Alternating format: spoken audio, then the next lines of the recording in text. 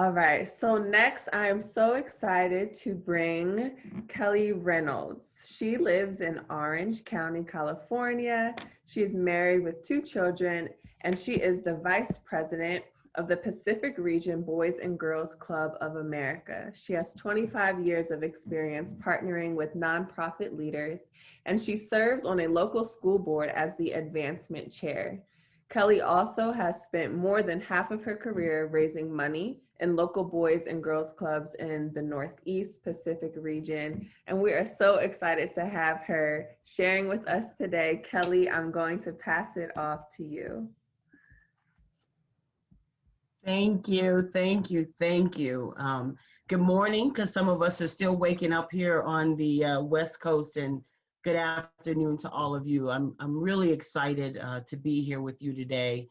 Thank you, Sani, and thank you to the Women's Conference planning team for providing this really amazing platform for me to be able to share my work and be in a company of such phenomenal women.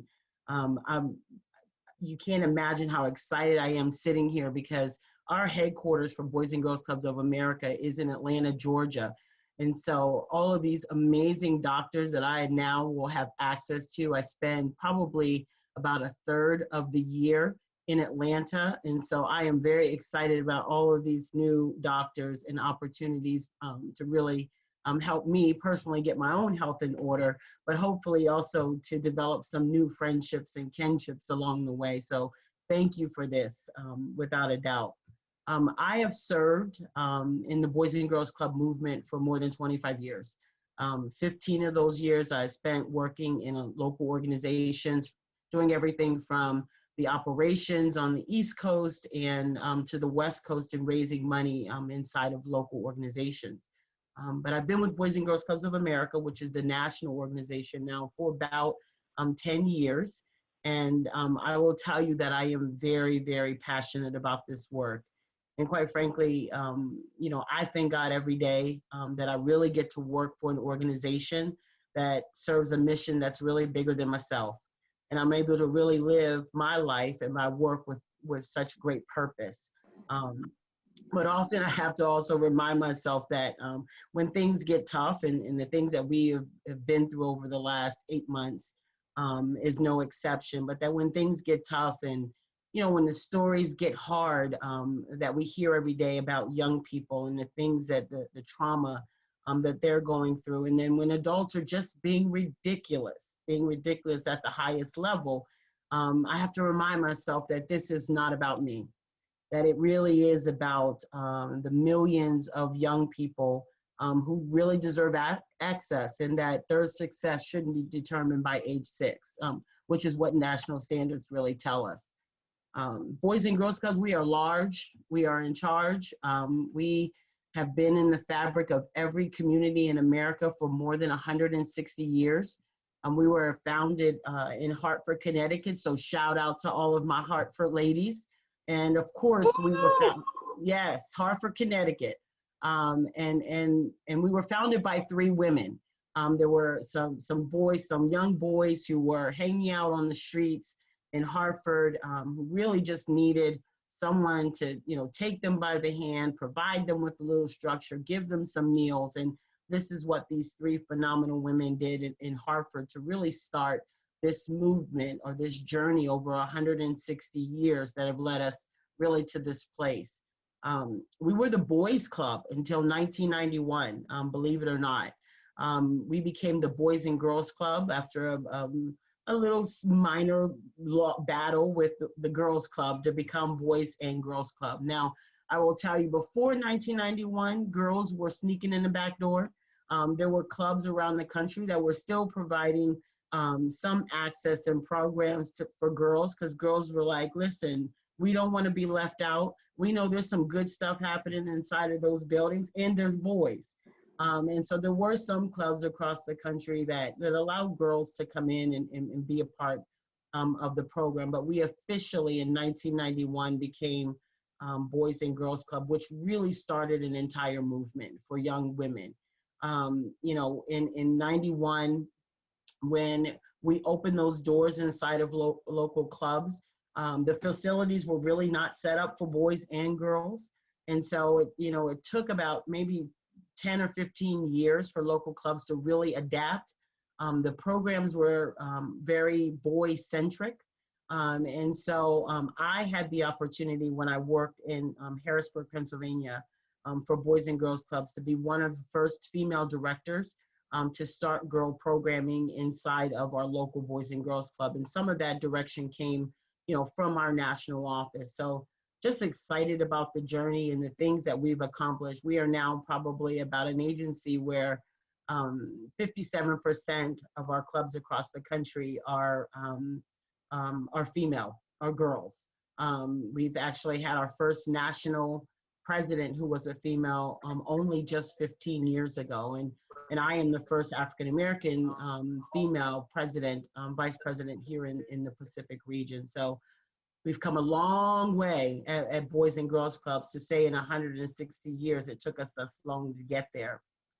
Anyone who knows me knows that I love Boys and Girls Clubs. I bleed blue. I wear these knuckles on my lapel with a lot of pride. I really fell in love with this organization because, we really see the possibility in every young person, and we're really committed to being a voice for youth no matter where they come from. We know that really too often that young people, their future is defined by their zip code. And we know that the playing field isn't equal, and when it comes to access in our underserved communities, it's just not there. And so that really is the work of Boys and Girls Clubs.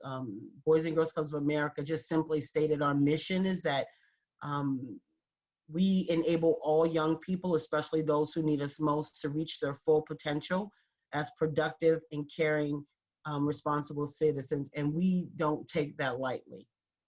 We know that the Boys and Girls Clubs, when we open those blue doors for the possibilities for all young people, that it is about creating a great future, but also it is about filling that gap during the out of school time space that just, it's just not there for a lot of young people.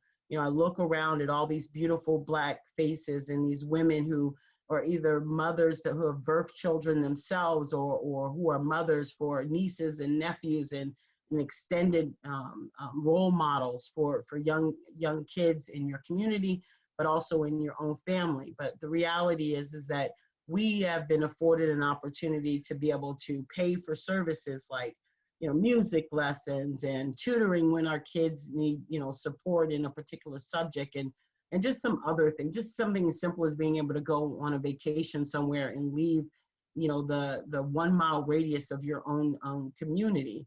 And that is just not the opportunity that a lot of young people are afforded in America. And our job at Boys and Girls Club America is really,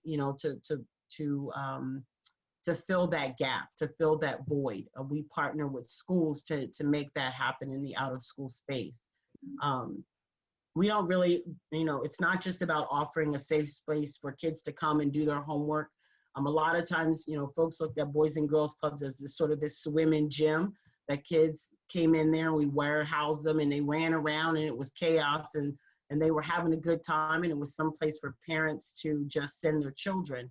I'd say over the last 50 years that we've taken this work extremely, extremely serious in that, we believe that when a young person walks through the doors of a Boys and Girls Club, that they should have the optimal club experience, that it should be about walking into a country club. And that when a child walks through the Boys and Girls Club, that, that we are providing them with the best of the best in terms of programming. And so that means on a national level, we've got to partner with the best of the best to make that happen. We offer programs in STEM. We partner with NASA. We partner with Microsoft.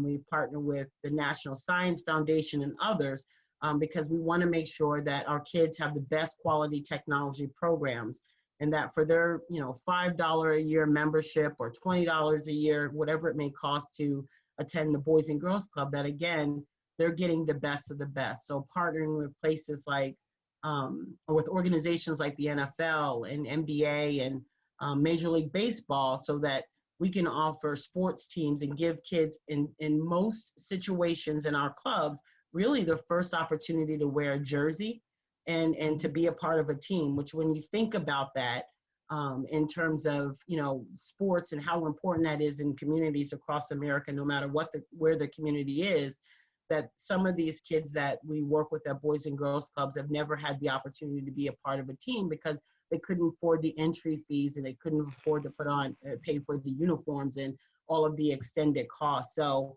that's what we do at Boys and Girls Club. You know, we give kids also opportunities to, you know, we provide the leadership programs, and it's really an opportunity to empower young people so that they can use their voice and be advocates for themselves, but also that, you know, they are helping not only, you know, within inside the walls of Boys and Girls Clubs, but really in their community to start to break down some of the barriers.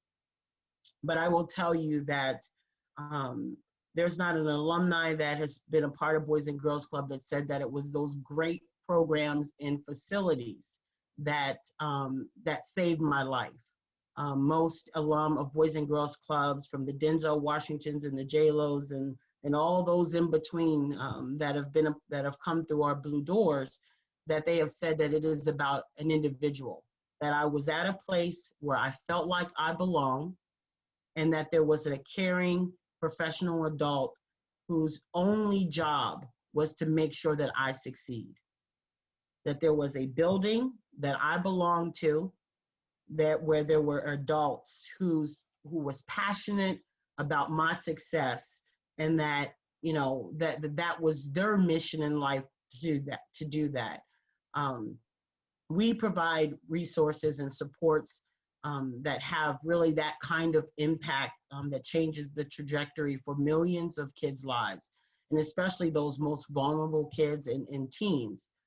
We have 160 years of stories. I could tell you so many stories in my 25-year career. I remember when I first started working for Boys and Girls Clubs, and there was this young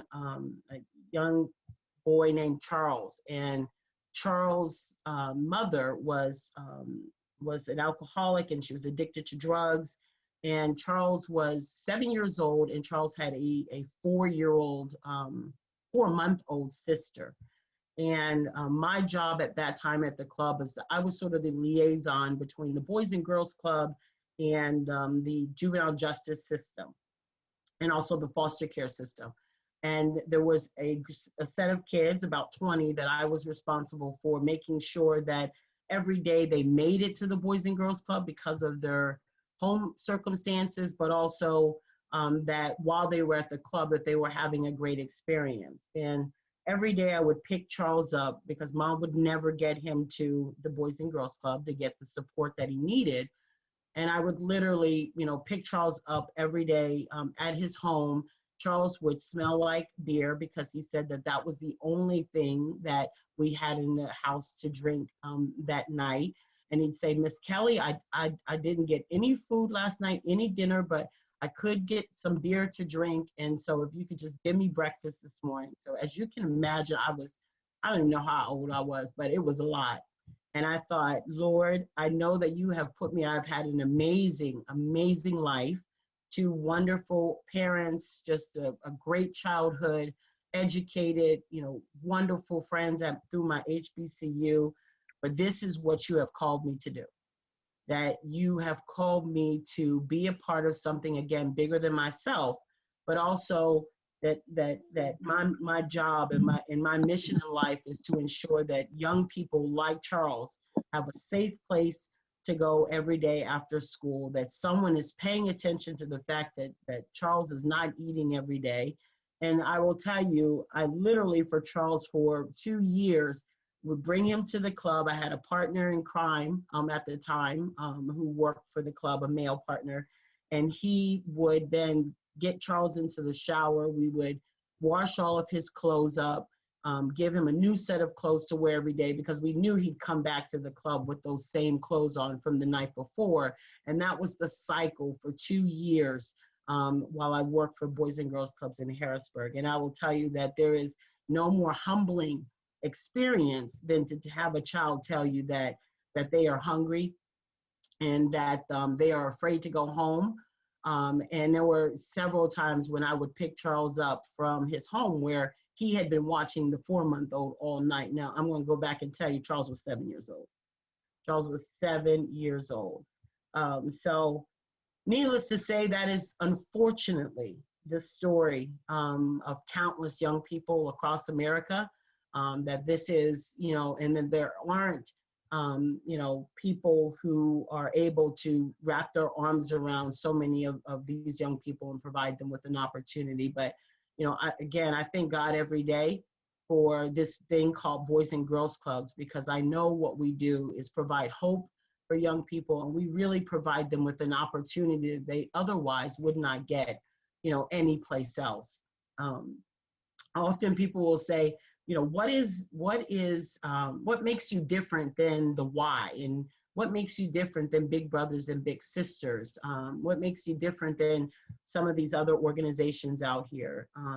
Listen, all of those organizations are our partner. I would never get on a platform and slam the work or discredit the work of any nonprofit, small or large, because the reality is that it takes a village to get all of this done, and no one single organization can make it happen by themselves. And so I always, like to pay special tribute and thanks to the really small nonprofits that are out there doing specialized work for girls and LGBTQ and homeless young people. And then, also in the same light, knowing that Boys and Girls Clubs of America, really what makes us different. We serve some 4.6 million kids across the country. We have 4,700 clubhouses that are strategically placed across the country and abroad. We serve in rural communities. We're in the heart of Texas. We are in urban neighborhoods in New York City. We are in public housing across the largest public housing units across America, or have Boys and Girls Clubs inside of them. We are so proud of the work that we are doing on Native land. It is amazing to see some of the support that some of my colleagues have been able to give to Native youth across America. Just phenomenal activity and work. Actually, this pin I'm wearing was made by some of our Native youth in Oklahoma. But we are also on military installations worldwide. And some folks say, why military installations? What is that all about? Well, when you talk to a lot of our military youth, I mean, those young people, they spend their lives traveling from base to base and place to place, and, in some respects, all throughout the United States and other countries. And they don't, often stay in a place very long. And so military partnered with Boys and Girls Clubs of America probably some 25 years ago. It's a partnership that we are extremely proud of. And we partnered because what we wanted, what the military wanted, and what they knew Boys and Girls Clubs could provide, that no matter where a young person resided on military installations, that there would be something that was familiar. And the familiarity would be that Boys and Girls Club. That they could walk into a military base in Okinawa, or they could walk into a base in Germany, and on that base would be this familiar thing called Boys and Girls Club, with the same mission, providing them the same supports, no matter where they were in the world. And I will tell you, we grew large and in charge. I think it was in 1999, we opened up our 2000th Boys and Girls Club. So from 1999 until 2020, we opened up another 2,700 Boys and Girls Clubs for that very same reason. The idea was, hey, that if a lot of our kids are transient, they are moving from community to community, they are moving from state to state, they're going to stay with grandmom and grandpa in North Carolina, they're having to go up into the Northeast, whatever that might look like, but we need more Boys and Girls Clubs on every single corner in every single community across America. And that was really our charge since 1999, 2000, was to put more Boys and Girls Clubs in communities across the country, so that our kids, as they are traveling from place to place and being transient, again, the one thing that they can count on is I can walk inside of a Boys and Girls Club. I'm going to find a caring professional. I'm going to have, I'm going to have someone help support me in my academic activities. It's going to be fun, and I'm going to get fed. And so, again, very, very proud of our work. We have some 470,000 kids and teens that attend the Boys and Girls Club every day. And so that's really our, sort of one of our measurements or key indicators around, the success of a young person is that, you provide impact when you can get kids to come somewhere every day. It's like showing up for school every day. The more days that they attend school, the more often that they're involved in math and science and academic activities, the more successful that young person will be. Well, we have that same philosophy at Boys and Girls Club, that on average, we need a kid at minimum to come to a Boys and Girls Club at least 3 days a week, to be involved and engage in sort of this myriad of programs that we offer, and that we know that will ensure success based on the type of programs that we offer to young people. We have dozens and dozens of partners throughout the country. And, one of the things that I think also helps to sort of stand us apart from others is that we partner with the best of the best when it comes to measuring, outcome, and also helping our supporters see the return on their investment. That is so important, such an important part of the work that we do. The other really cool thing is that there's no one size fits all for Boys and Girls Clubs, because as I mentioned, we are, we could be on native land. Sounds like there's a Boys and Girls Club in the background. But we could be on native land or in a military base. And the reality is that the programming will be the same, but the facilities may be tremendously different. Kelly, so sorry to interrupt, because you're giving us a lot. A lot about how to give back to the community and for kindness, but to be mindful of time, we did have a few questions that Yeah, I think absolutely. very quickly. So one that just popped up from Dr. Dunson Allen. How's the pandemic affected the option for in-person attendance to these clubs? Yes. Listen, here's the reality, just like all of us, we woke up one morning and our lives, are forever changed. The reality for Boys and Girls Club professionals is that, we woke up one morning having to worry about our own families and also worry about what is happening to the 4.7 million kids that we serve every single day. So I will tell you, within a 2-week time period, it was an instant shift. We started partnering with local hospitals, because we also knew that it was important that first responders and essential workers, that the young people who attend Boys and Girls Clubs, whose parents work in those professions, needed a place to go, that there was no option for those parents. And so we quickly partnered with a lot of our county organizations across the country. We partnered with hospitals, and we opened up services. We had no idea what that meant. We were scared. We didn't know if it, we knew that there were staff that could possibly be put at risk, because we absolutely had no idea what this meant. But the reality is that healthcare professionals still needed to go to work, because we, in the heart of this pandemic, and their children still needed a place to go. So that was sort of the early, I'd say the first couple of months of the pandemic. Our sites were opening and partnering with hospitals. We received care from all of our national partners, shifted financially and said, okay, we normally would support the arts and we normally would support science, but here's what we're gonna do. We're gonna give all the money towards this, towards organizations that are willing to open up their doors for essential workers and first responders. So the other pivot that happened is that because we couldn't bring a lot of the young people into our schools or into our clubhouses, we became grab-and-go sites. So we partnered with Feeding America and others, food banks across the country, and opened up our doors so that parents could drive by.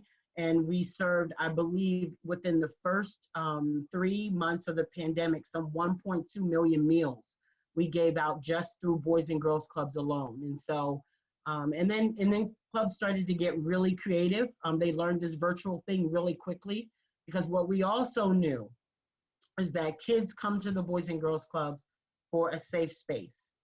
And they go to school for a safe space. And that if kids are home all day, who are typically abused, neglected, that based on the circumstances, that this was going to be heightened, that was going to be abuse at a level that we had never seen before. So we quickly pivoted. We pulled all of superintendents from across the country, really became the convener for governors and others, and we said, listen, we need to find out where our kids are.